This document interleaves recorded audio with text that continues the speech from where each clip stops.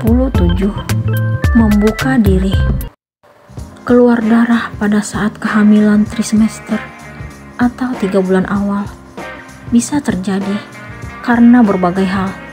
Di antaranya adalah keguguran, kehamilan di luar rahim, hubungan badan, plasenta terlepas dari dinding rahim, dan plasenta yang posisinya melekat pada bagian bawah rahim.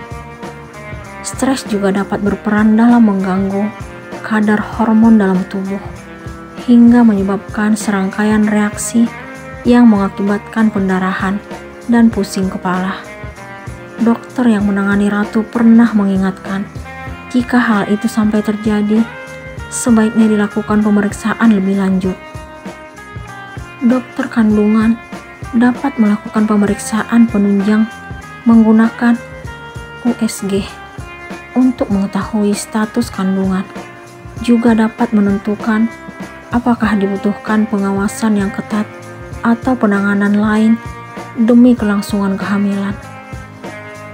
Kita harus segera ke rumah sakit, Pak, ucapku kepada Mas Fandi. Aku sangat khawatir dengan keadaan Ratu, mengingat penjelasan dokter yang selama ini memeriksa kandungannya. Iya, Mah, Papa akan segera keluarin mobil dari garasi.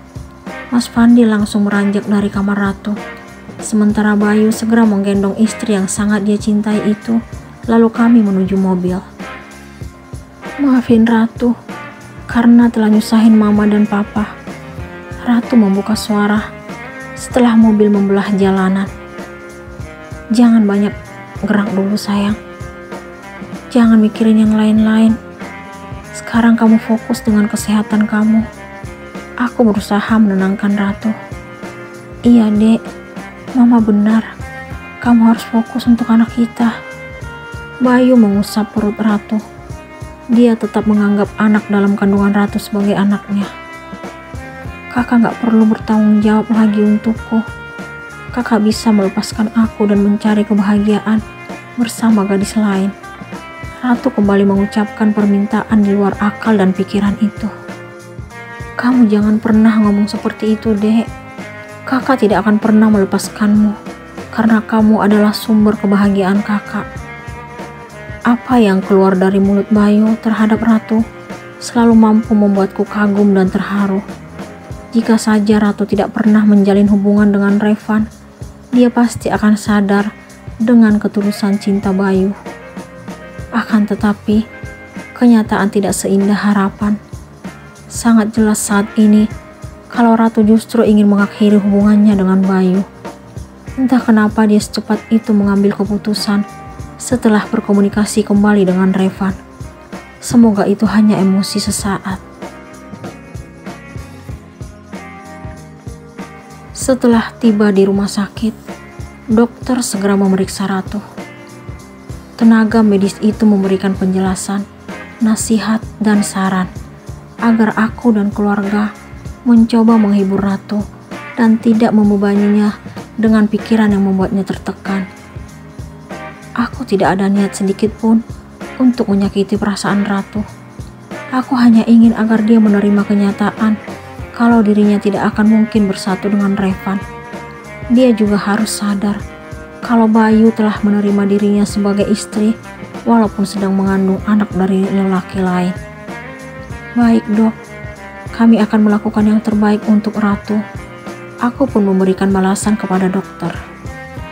Kami sangat bersyukur karena kandungan Ratu dapat diselamatkan. Tetapi dokter mengatakan agar kami benar-benar menjaga kondisi Ratu.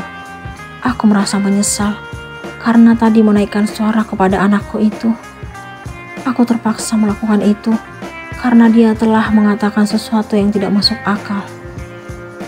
Kakak mohon, jangan seperti ini lagi, Dek. Kakak sedih lihat kamu seperti ini. Bayu mencium tangan Ratu setelah dokter keluar ruangan.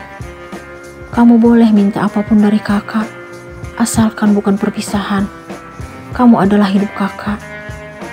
Bayu sama sekali tidak malu mengakui sesuatu yang mengagumkan di depanku dan Mas Fandi. Aku tidak mampu menahan air mata agar tidak jatuh melihat besarnya cinta yang Bayu miliki untuk Ratu. Aku selalu berharap agar mereka menjadi pasangan harmonis. Maafin ucapanku tadi, Kak. Aku benar-benar tidak tahu diri. Aku istri macam apa hingga berani mengucapkan perpisahan pada suamiku. Penuturan Ratu membuatku terkejut, tetapi juga bahagia. Semoga kejadian ini merupakan awal yang baik untuk hubungan Ratu dan Bayu. Aku dan Mas Fandi pun saling berpandangan, lalu tersenyum.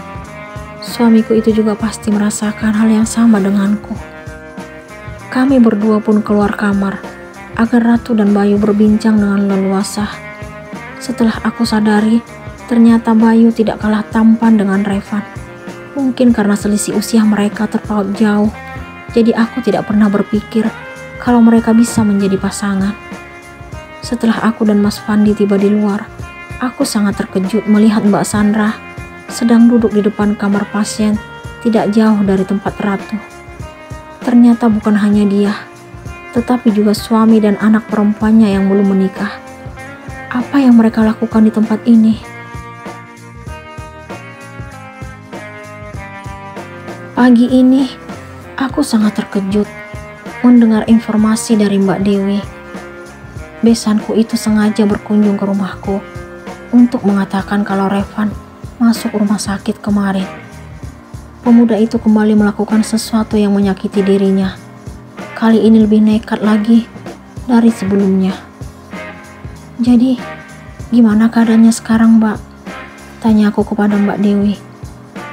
Dia menyayat pergelangan tangannya. Dia mengaku tidak terima dengan status Ratu yang sudah menikah. Tuh cowok memang aneh ya. Dia yang gak bertanggung jawab, tapi dia yang sok merasa tersakiti. Aku kesal setelah mendengar penjelasan Mbak Dewi. Gimana kalau Ratu tahu masalah ini, Bel? Wajah Mbak Dewi tampak serius. Sebaiknya kita rahasiakan aja masalah ini dari Ratu, Mbak. Aku tidak ingin Ratu stres.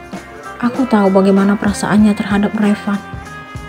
Iya, itu yang terbaik, Bel. Ya udah, aku pulang dulu ya. Semoga Ratu makin sehat. Mbak Dewi pun beranjak dari rumahku. Sementara itu, aku memilih menghampiri Ratu ke kamarnya. Hari ini, aku sengaja tidak masuk kerja karena masih khawatir dengan keadaan Ratu. Awalnya, Bayu yang ingin merawat istrinya itu. Tetapi mengingat dirinya yang masih karyawan baru, aku pun memintanya untuk tetap masuk kantor. Gimana perut kamu, sayang? Tanya aku kepada Ratu setelah duduk di tempat tidurnya. Udah mendingan, Mah. Dia memberikan balasan, tetapi fokus melihat layar ponselnya sambil tersenyum. Lagi chat sama siapa tuh? Kok senyum-senyum? Tanya aku penasaran. Kak Bayu, Mah. Ini untuk pertama kali aku melihat keceriaan di wajah Ratu saat menyebut nama Bayu. Apakah dia telah menyadari ketulusan cinta suaminya itu kepadanya selama ini? Semoga hubungan anak dan menantuku itu makin membaik ke depannya dan tetap langgeng. Oh, ternyata lagi chat sama suami toh. Iya deh, Mama gak mau ganggu. Mama keluar aja. Aku mengusap rambut Ratu, lalu mencium keningnya, kemudian keluar kamar. Aku tidak sabar untuk segera memberitahukan kabar gembira ini kepada Mas Fandi. Dia harus tahu kalau Ratu mulai membuka diri untuk Bayu. Aku pun segera meraih ponsel dari saku celana, lalu memilih bersantai di ruang TV untuk menelpon Mas Bayu. Ada apa, Mah? Ratu gimana? Suara Mas Fandi seperti orang panik. Mungkin dia khawatir terhadap Ratu. Tenang, Pak. Ratu baik-baik aja. Mama justru mau kasih tahu kabar gembira. Aku bersemangat berbicara kepada Mas Fandi. Kabar gembira apa, Mah? Sepertinya Mas Fandi penasaran. Ratu berbalas pesan sama Bayu sambil senyum-senyum. Aku pun mengatakan apa yang kusaksikan tadi. Serius, Mah? Iya, Pak. Tiba-tiba, aku dikagetkan suara bel.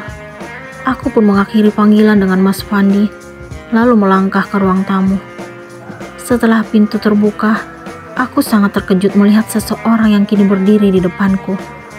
Apa tujuannya mendatangi rumahku? Siapakah seseorang yang berkunjung ke rumah Bella?